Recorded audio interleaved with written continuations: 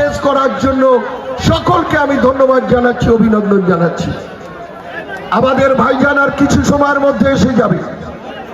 সকাল 8টায় শুরু করেছি, এখন বাজে 7:20, নন স্টপ। যেখানে যাচ্ছি মানুষের আশীর্বাদ, মানুষের দোয়া, মানুষের শুভেচ্ছা, মানুষের অভিনন্দন। এই শুভেচ্ছা এবং অভিনন্দন আর আজকে এই জমায়েত প্রমাণ করে দেয় দেগঙ্গায় আইএসএফ জিতছে, আইএসএফ জিতছে, আইএসএফ জিতছে। এই জমায়েতই তার প্রমাণ করে দেয়। আপনারা যেভাবে আজকে এই মাঠ ভরিয়ে, আমি গিনাবাড়িয়া থেকে আটকে গেছিলাম, 10 মিনিট রাস্তায় আমি জ্যামে আটকে আছি। এদিকে আবার হাবিবুজ্জিরা 1 থেকে একেবারে বেড়াচাপা পর্যন্ত আমার মা এবং বোনেরা, আমার ভাইয়েরা, আমার প্রিয় নেতা, আমাদের প্রিয় নেতা, বাংলার সবচেয়ে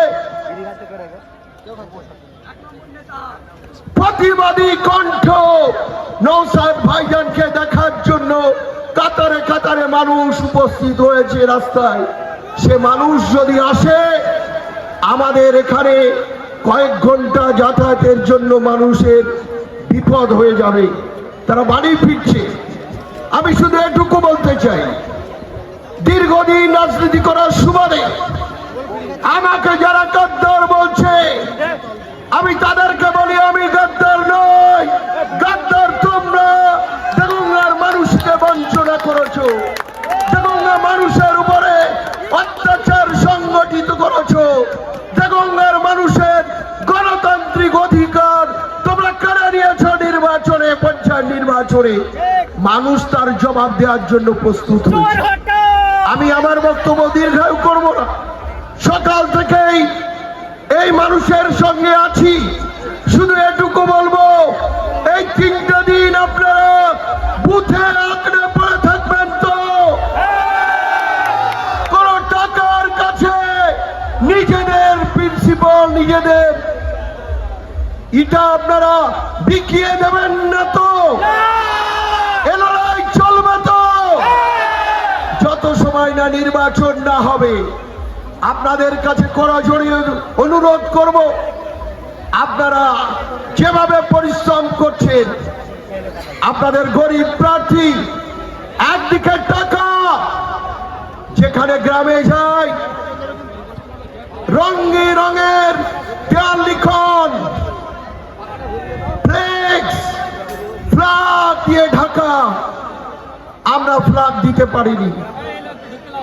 কর্মীদের চাহিদা অনুযায়ী ফ্ল্যাগ দিতে আমরা পারিনি, তাদের একটু চা খাওয়ার পয়সাও আমরা দিতে পারিনি, আমরা ফ্ল্যাক্স দিতে পারিনি।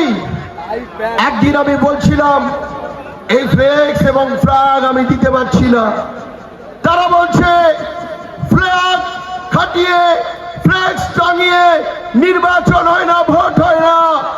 আপনার নাম খামের প্রতীক আমরা অন্তরে গেঁথে নিয়েছি, ফ্ল্যাগ এবং পোস্টার দেখে নির্বাচন ভোট হয় না।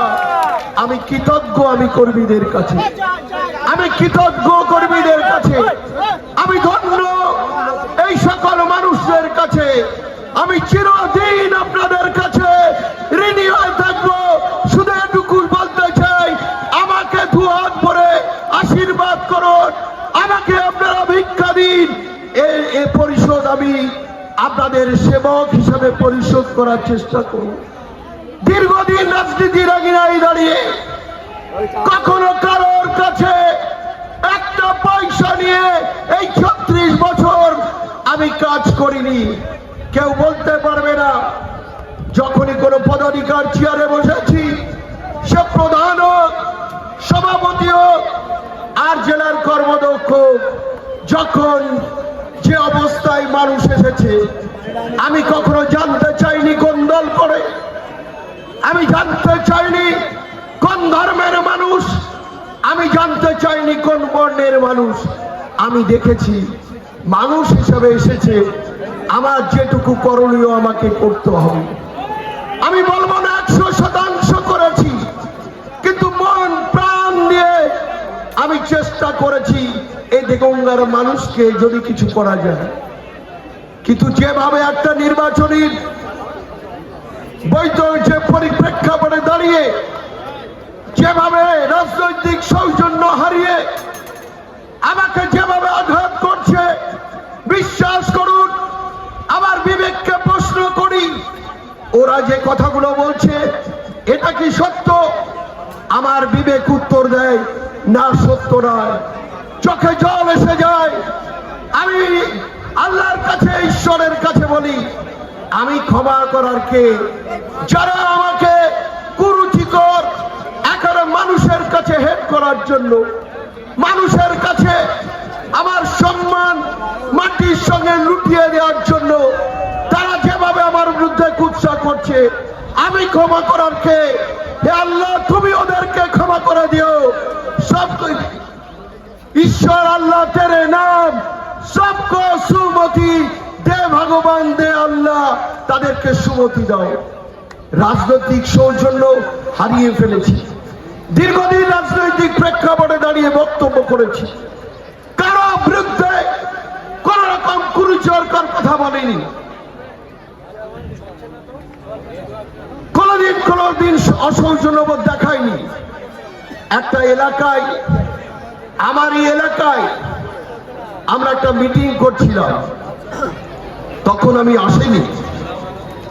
একেবারে 100 মিটারের মধ্যে 30-35 জন ছেলে তারা রান্না করে এমনই একটা ভাব দেখাচ্ছে। আমি সেখানে নেমে পড়ছিলাম, দেখলাম না আমাদের সভাটা ওখানে হচ্ছে। আমি সভার মঞ্চে দাঁড়িয়ে বললাম, আমরা বিবেক বিসর্জন দিয়ে ফেলেছি, আমরা রাজনৈতিক সৌজন্যবোধ হারিয়ে ফেলেছি।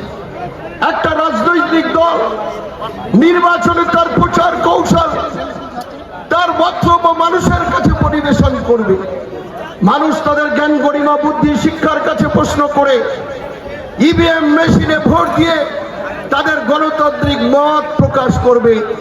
এটাই হচ্ছে গণতন্ত্র, এটাই হচ্ছে রাজনৈতিক সৌজন্য। কিন্তু আমরা দেখেছি এরকম একটা পরিস্থিতি তৈরি করার চেষ্টা করছি।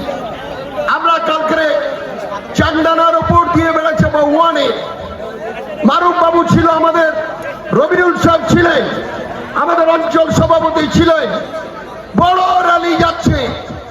চান্দানার ওখানে 4-5টা ছেলে জয় বাংলা বলছে, জয় বাংলা, একটা অসৌজন্যবোধ। আমিও বললাম জয় বাংলা। কালকে যত মিটিং হয়েছে আমিও বলেছি জয় বাংলা। কেন বলেছি জয় বাংলা? বাংলায় যেভাবে চাকরি চুরি হয়েছে, সেই বাংলায় চাকরি চুরিদের মুক্ত করে বাংলার জয় হোক, বাংলার জয় হোক। বাংলায় যেভাবে রেশন দুর্নীতি হয়েছে, সেই রেশন দুর্নীতি মুক্ত হয়ে বাংলার জয় হোক, বাংলার জয় হোক। বাংলায় যেভাবে আমার মায়েরা অসম্মানিত হয়েছে, দর্শিত হয়েছে, অভয় থেকে শুরু করে বিচার পায়নি, এই অসভ্যতা মুক্ত হয়ে বাংলার জয় হোক। সেজন্য আমি বলেছি বাংলার জয়। এ বাংলা আমাদের গর্ব, বাংলা ভাষায় কথা বলি, এটা আমাদের গর্ব।